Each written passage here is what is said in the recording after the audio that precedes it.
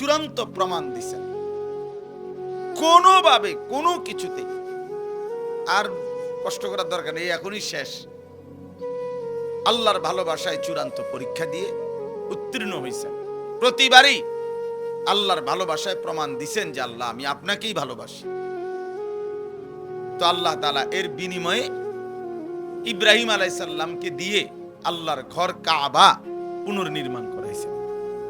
আল্লাহ বলছে, ইব্রাহিম যা, সারা জিন্দেগীর এই তোমার ত্যাগ কুরবানি, তোমার এই পরীক্ষায় আমি আল্লাহর ভালোবাসার চূড়ান্ত প্রমাণ, সারাটা জীবন তুমি যা দিয়েছ, বিনিময়ে আজ আমি তোমারে আমার ঘর কাবা, গোটা কায়নাতের হেদায়েতের মার্কাজ, বুদি আলিন নাস, বিশ্ব মানবতার হেদায়েতের জন্য আমি আল্লাহ তাআলা যে ঘর বানিয়েছি, সেই ঘর আমি নূহ নবীর তুফানের সময় প্রাচীর তুলে নিছিলাম, ছিল না এতদিন, এখন তোমার মাধ্যমে আমি সেই ঘর পুনরায় নির্মাণ করলাম।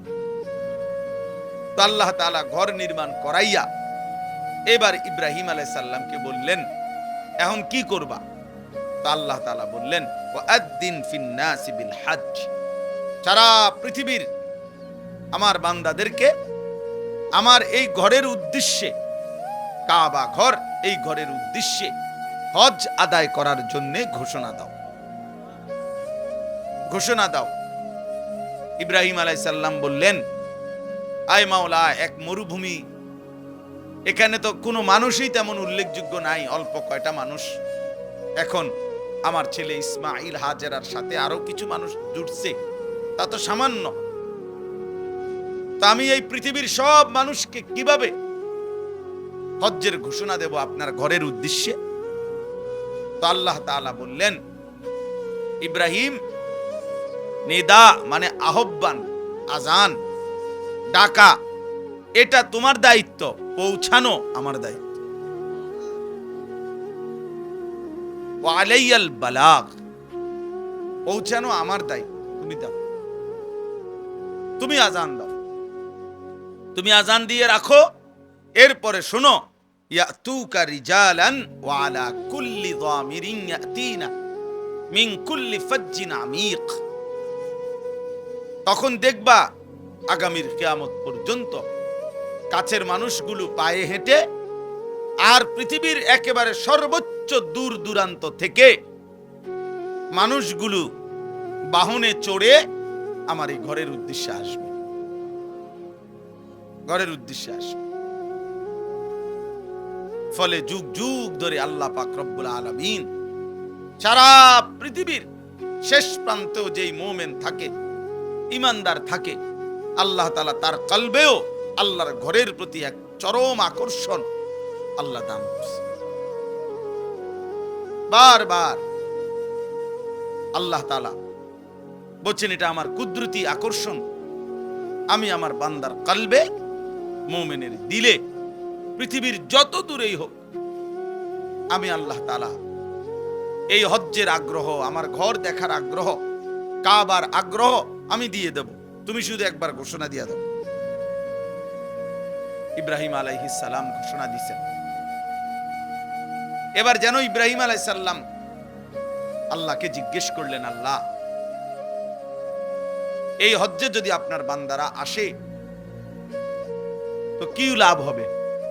তো আল্লাহ বলেন, লিয়াশহাদু মানাফিআ লাহুম, তারা যেন আইসাই তাদের উপকারিতা দেখে নেয়, মানে আসলেই বুঝবে রূহের কি খোরাক হইছে, আমলের মধ্যে কি বরকত হইছে, দিলের মধ্যে কি অনুভূতি জাগছে, আখিরাতের প্রেরণা জাগছে, নেক কাজের জজবা তৈরি হইছে, গুনাহ ছেড়ে দেওয়ার মতো হিম্মত তৈরি হইছে, আখিরাত এবং জান্নাতের জন্য নিজেকে প্রস্তুত করার যেই তৌফিক হয়েছে, এর চাইতে বড় উপকার আর কি হইতে পারে?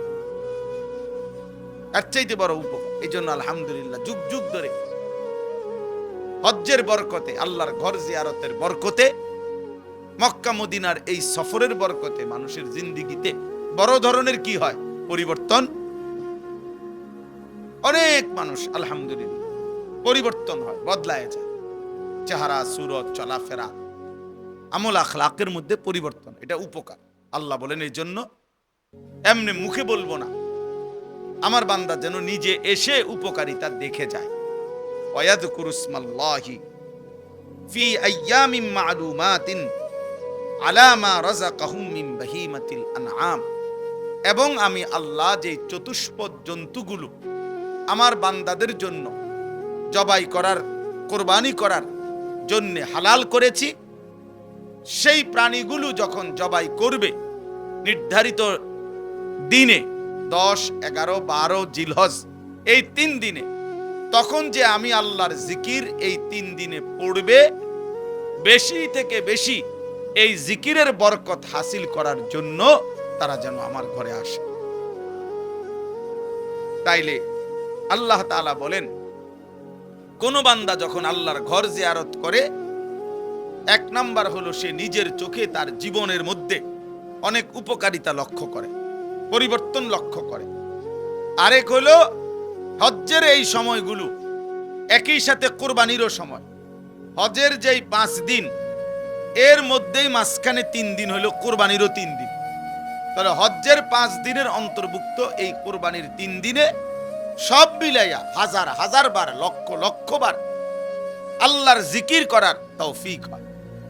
লাব্বাইক আল্লাহুম্মা লাব্বাইক, লাব্বাইক লা শারীকা লাক লাব্বাইক, ইন্নাল হামদা ওয়ান নি'মাতা লাকা ওয়াল মুলক লা শারীকা লাক।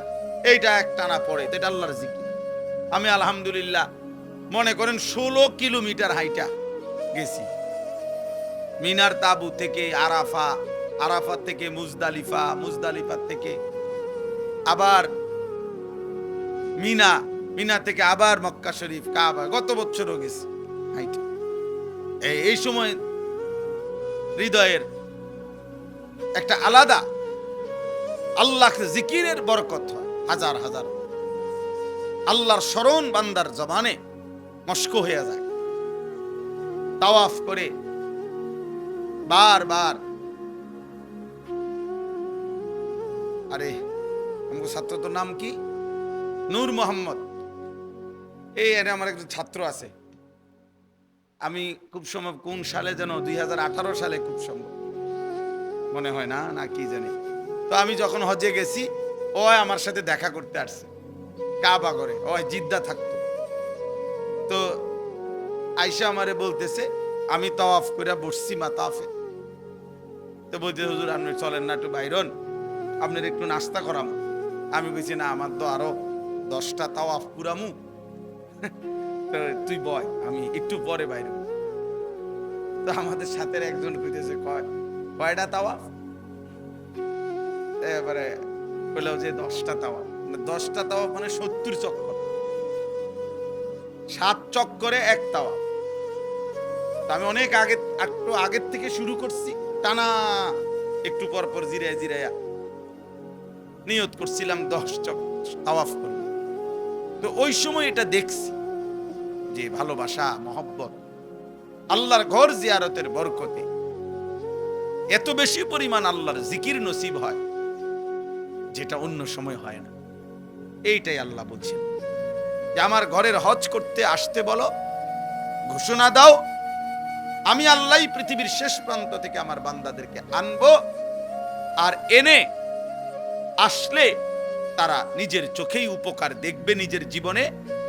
আর আমি আল্লাহ তাআলার জিকির হজ্জের দিনগুলোতে, কোরবানির দিনগুলোতে বেশি বেশি আমি আল্লাহ তাআলার জিকির করবে, এরই মাঝখানে কোরবানিও করবে। এজন্য তাফসীরের মধ্যে আছে, কোরবানির মধ্যে মূল মাকসাদ কি? আল্লাহর জিকির। কোরবানির মেন প্রাণটা কি? প্রাণীটা না, কোরবানির মেন মর্ম, হাকিকত, নিগুড় তথ্য হইল এই কোরবানির প্রাণী জবাই করবার সময় যে আল্লাহর নাম কয়, বিসমিল্লাহ আল্লাহু আকবার বলে, এই যে আল্লাহর নাম নেয়, সবাই চিৎকার দেয়, এইটা যে বলে আল্লাহর নাম নেয়, এইটাই আল্লাহ তাআলা চায়। এইটা মূল মাকসাদ, মূল মাকসাদ। এই জন্য চলেন, কথা শেষ। হজ্জের মৌসুম এখন, সারা বাংলাদেশ থেকে, সারা পৃথিবী থেকে আল্লাহর বান্দারা হজ্জের সফরে ছুটতেছে। আলহামদুলিল্লাহ, ফ্লাইট শুরু হয়ে গেছে 29 তারিখ থেকে, এখন তো চলতেই আছে, আমাদেরও ফ্লাইট 28 তারিখ ইনশাআল্লাহ। তো সারা পৃথিবীর আল্লাহর বান্দারা হজ্জের সফরে যাইতেছে, কোরবানির প্রস্তুতি নিতেছে। আমাদেরও এটা মনে রাখা চাই, হজ এবং কুরবানি ইসলামের এই গুরুত্বপূর্ণ মহিমান্বিত ইবাদত। এই ছোট বড় প্রত্যেকের দিলের মধ্যে এটা চাওয়া উচিত যে আল্লাহর ঘর জিয়ারত করব। আমি সব সময় বলি যে এই চোখ কালো গিলাফ আল্লাহর ঘর কাবা দেখে নাই, যেই চোখ মদিনার সবুজ গম্বুজ রাসূলের রওজা দেখে নাই, এই চোখ যেন কিছুই দেখে নাই, ওই চোখ যেন কিছু দেখেই না। এজন্য চোখের সার্থকতা, চোখের জ্যোতি বাড়বে, চোখের শক্তি বাড়বে, আল্লাহর মহব্বত বাড়বে, রাসূলের ভালোবাসা বাড়বে, আল্লাহর ঘর জিয়ারতের স্বপ্ন দেখে। ছেলেরাও, বয়স্করা, আমাদের দেশের বুড়া মানুষ, ওনারাও ছেলে বিদেশ পাঠাইয়া সব সংসারের কাজ সাইরা, ছেলেরা যদি কেউ দয়া কইরা বিদেশ পাঠায়, এবার এই আশা বসে থাকে, অথচ উনি টাকা ব্যবস্থা করে এত বড় সংসার সব গুছাইছে, লক্ষ লক্ষ টাকা, 3 ফুলা বিদেশ পাঠাইতে 3 36 লাখ টাকা লাগছে, উনি মিলাইছে, বাইক বিল্ডিং করছে, রাস্তার লগে জমি কিনছে, ফার্নিচার করছে, সব ব্যবস্থা করবার সময় অসুবিধা হইছে না। কিন্তু নাফরমানরে যখন বলা হয় আল্লাহর ঘরের হজ করবেন না, এই সময় আর কয় আমি করতে আনবো, আমার কিছু আসেনি। হুতাইতে যদি ফাড়ায় তাহলে গেলাম, মনে যাইতাম। বাটফারি কথা। টাঙ্গাইয়া যখন ফেরেশতা ফিটবো কবরে, বুড়া মিয়ারে একদম আড্ডি মাড্ডি গুড়াগাড়া করে লেবো, তখন বুঝবো যে মস্কারি কার লগে করছে, তামাশা কার সাথে করছে। আল্লাহ আমাদেরকে মাফ করে দেন।